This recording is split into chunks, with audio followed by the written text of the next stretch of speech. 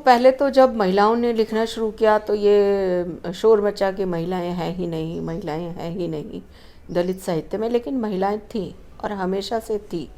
अगर मैं इतिहास को खंगालूं तो अगर हम देखते हैं कि बुद्ध काल में 73 औरतें थी जो लिख रही थी कंटिन्यूस, उसमें से बहुत सारी दलित महिलाएं थी।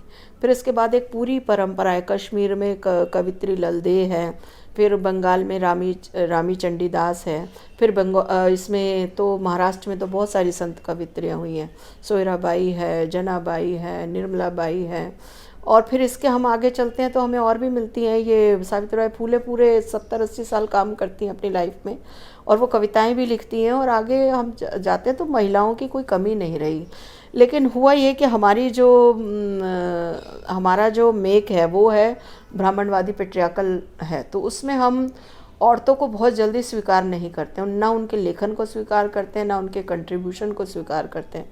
तो दलित साहित्य में भी ऐसे हुआ, और दलित साहित्य में थे नाम, जैसे कि मैं कहूँगी सुशीला टागोरे लिख रही थी, हिंदी में रजनी तिलक लिख रही थी, और भी बहुत सारे लोग लिख रहे थे।